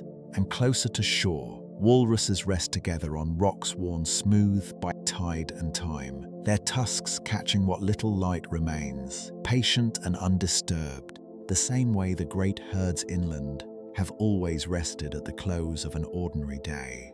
None of these animals knew, in whatever quiet way an animal can be said to know such things, that their world was already beginning, slowly and unevenly, to change around them. The sea cow could not have understood the distant, patient mathematics of a warming climate, or the slow arrival of ships from far beyond its own quiet, kelp-filled horizon. It simply continued, the way every creature in this vanished world simply continued, doing the same unhurried things it had always done, for as long as the world allowed it to. And in the sea cow's particular case, the world allowed it to continue a little longer than most of the other giants we have rested beside tonight, surviving in its last remote refuge for thousands of years after the mammoth steppe itself had already closed its door, a quiet, patient holdout in the far northern water, until a single, sudden encounter with a different kind of traveler brought its own long story to a close. There is more worth resting inside about the world that made the sea cow's long survival possible in the first place, because it depended on something far more delicate than its own great size. Kelp forests, the vast swaying underwater meadows the sea cow grazed within, do not simply exist on their own. They depend, in turn, on a much smaller animal entirely, the sea otter, whose own quiet, patient habit of eating sea urchins keeps those same urchins from multiplying unchecked and grazing the kelp forest down to bare, lifeless rock. Remove the otter, even briefly, and the whole slow, layered structure of the kelp forest can unravel within a matter of seasons, taking with it every larger creature that depended on its shelter and its abundance. This is worth holding gently, because it means the sea cow's story was never truly its own alone. It was bound, invisibly and completely, to a much smaller, quieter animal working patiently beneath the surface, the way the giant birds of an earlier chapter tonight were bound to the great herds below them. And the mammoth steppe itself was bound to the particular cold, dry climate that made its grass possible. Nothing in this vanished world, on land, in the sky, or beneath the water, ever truly stood alone. It is a pattern worth sitting with quietly for a moment longer, because it reaches, gently, all the way back to the very first chapter of this evening's journey. A grassland depends on a particular balance of cold and dryness. A mammoth depends on that grassland. A wolf depends, in part, on the mammoth. A wide-winged bird depends on the wolf's leftover work, and on the mammoth's own quiet ending. And far away, along a cold northern shore, A sea cow depends on a kelp forest that depends, in turn, on a small, patient otter working alone beneath the waves.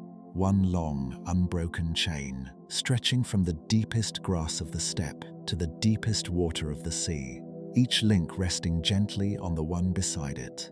It is worth resting a while longer, too, on the man who first gave us Stella's careful account, since his own circumstances shaped so much of what we know. Georg Wilhelm Stella was not simply a passing visitor to that cold shore. He was a naturalist aboard Vitus Bering's expedition, shipwrecked alongside the rest of the crew when their vessel was driven onto the rocks of what is now called Bering Island, forced to survive an entire brutal winter with almost nothing beyond what the island itself could offer.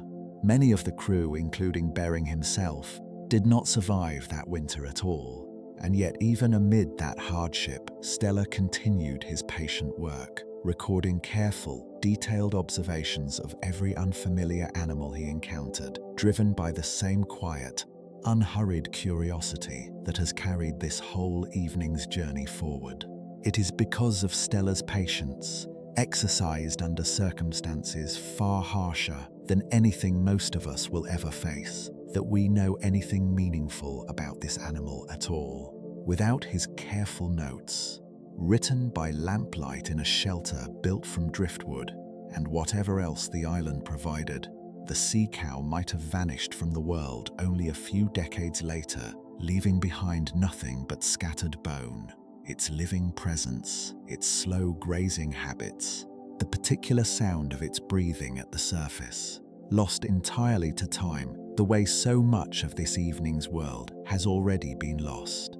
Museums today still hold a small number of sea cow skeletons, carefully assembled from bones gathered in the decades following its disappearance, alongside a handful of preserved skin fragments recovered from careful, patient excavation. In recent years, scientists have even managed to draw genetic material from these remains, comparing it against the DNA of living dugongs and manatees to understand precisely how and when the sea cow's ancestors first diverged from their warmer water relatives to begin their own long, cold-adapted journey. What emerges is a picture of an animal that took perhaps millions of years to become as large, as slow, and as thoroughly suited to cold northern water as it eventually was, only to lose all of that patient inheritance within a single generation of human contact. The walrus, resting nearby on the same cold shore, carries its own quiet architecture worth a few more moments of attention. Its tusks, unlike a mammoth's curved, sweeping ivory, grow relatively straight, continuing to lengthen slowly throughout the animal's entire life, the way a tree adds a new ring with every passing year. Beneath the skin, a thick layer of blubber, sometimes exceeding 15 centimeters in depth, provides the same patient insulation that fur and fat provided the giants of the grassland far inland, allowing a walrus to rest for hours in water cold enough to be lethal to almost any unprotected creature. Ice Age walrus populations appear to have gathered in numbers considerably larger than those seen today. Vast colonies hauled out along ice-fringed shores stretching across much of the northern Pacific Rim. Some researchers believe these enormous gatherings may have shaped, in their own quiet way, the very shorelines they occupied, their constant, patient foraging across the seafloor, stirring and redistributing sediment, much the way a grazing herd inland might slowly reshape the grassland beneath its hooves. The whales moving through these same cold waters carried their own long, patient relationship with the ice.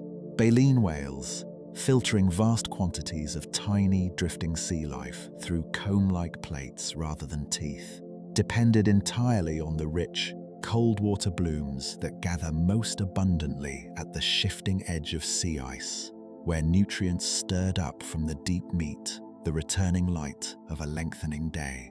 As the great glaciers advanced and retreated across tens of thousands of years, these rich feeding edges moved with them, drawing whale migrations along paths that shifted, slowly and patiently, across the whole span of the Ice Age, the way a shoreline itself might slowly redraw its own boundary over centuries. When a whale of that age eventually reached the end of its own long life, sinking slowly to the dark sea floor far below, its great body became, in its own way, an echo of the mammoth carcasses we rested beside in an earlier chapter tonight.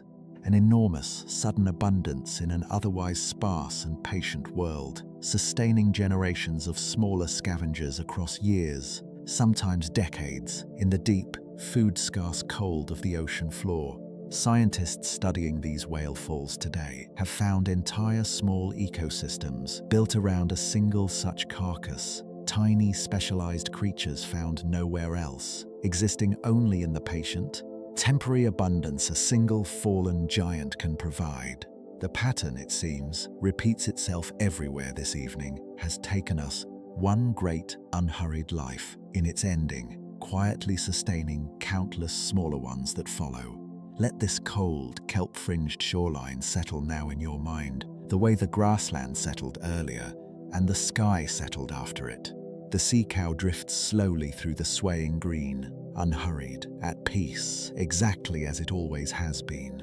The walrus rests on stone still warm from the last of the daylight, and somewhere beyond the reach of the shore, in water deeper and darker than any of us can easily imagine, a whale continues along a path carved by ice older than memory itself, following a rhythm that has not changed and will not change for as long as this patient, ancient ocean is allowed to remain exactly as it is tonight.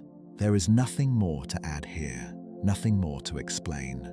Only the slow rise and fall of the tide against the shore, patient and unhurried, exactly as it has always been, and exactly as it will continue to be, long after every giant this evening has finally, gently settled into rest.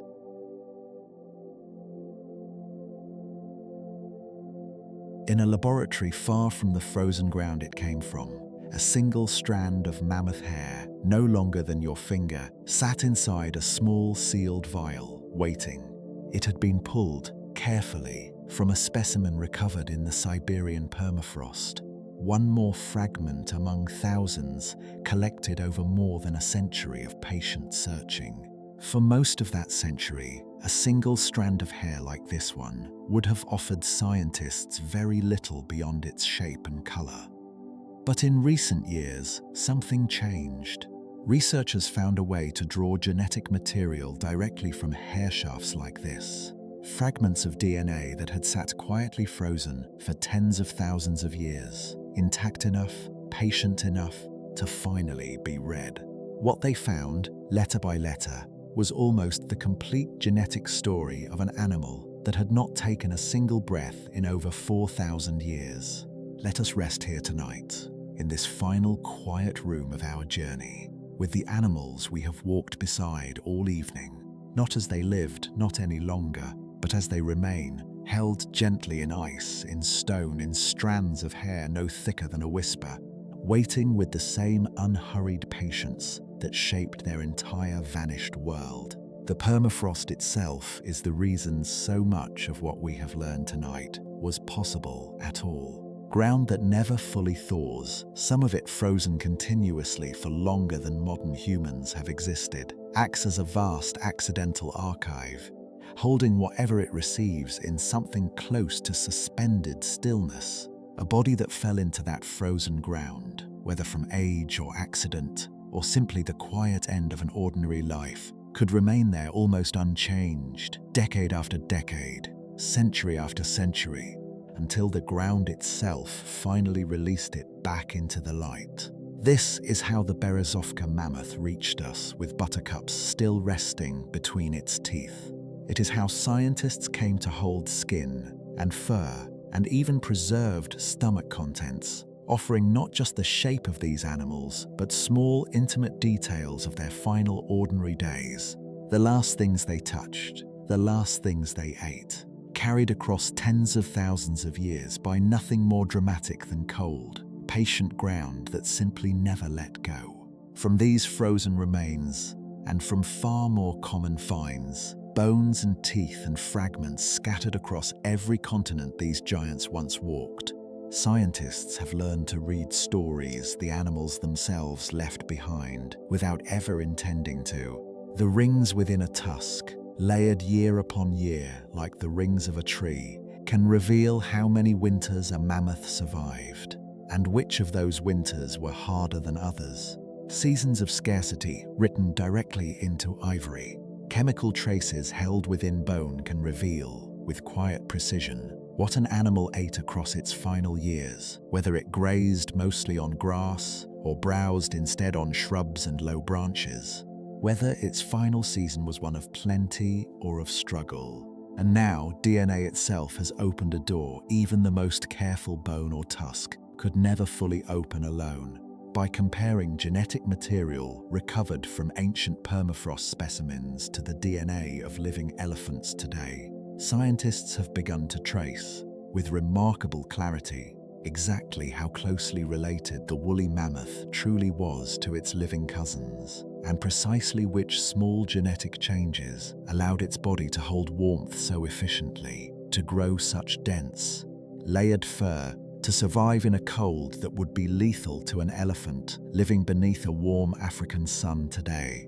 This same genetic record has revealed something quieter and more poignant, held gently within the DNA of the very last mammoths to survive on Wrangel Island. Small, isolated populations, cut off from the wider world for thousands of years, tend to lose genetic diversity slowly over time, the way a single small pond, disconnected from any larger river, gradually becomes less varied than the wide water it once flowed from. The DNA of these final mammoths shows exactly this pattern, a population living on, resilient and enduring, but carrying within it the quiet genetic fingerprint of a world that had already, everywhere else, moved on without them. None of this science exists to make the ending of this world feel smaller, or more distant, or easier to simply set aside. If anything, it does the opposite, gently.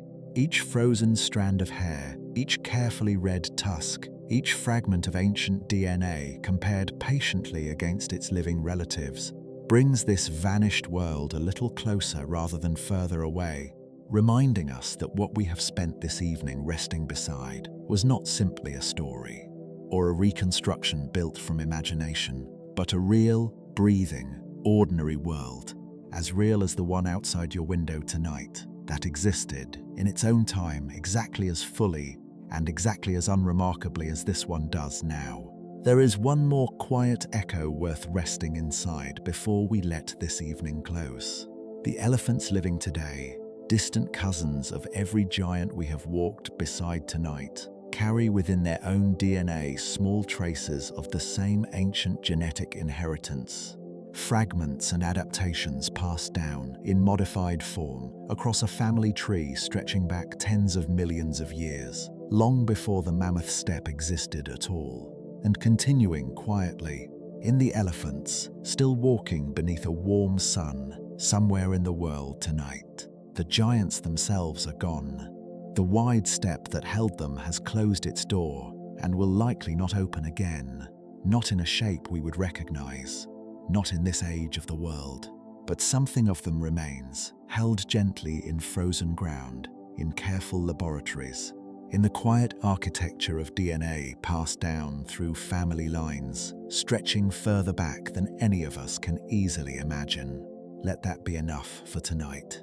Not an ending exactly, but a kind of patient continuation, the way a fallen leaf becomes, slowly and without ceremony, part of the soil that will hold the next season's growth. The mammoths are resting now, in ice, in memory, in the quiet spaces between one age of the earth and the next, and you too may let yourself rest now, exactly as they do, unhurried, and held gently by the same patient world that has always eventually carried everything softly towards stillness. The grass has gone still now, no wind moving through it, no sound at all beyond the low, steady hush of your own breathing. The steppe is empty, the mammoths have gone quiet, somewhere far back in time, In a world that no longer needs describing, the cats have stopped watching, the wolves have stopped moving. Everything that once walked here has settled gently into stillness. There is nothing left to explain tonight, nothing left to remember, only the soft, wide dark stretching out in every direction, patient and undisturbed. The ice has already begun to retreat. The world is already becoming the one you know.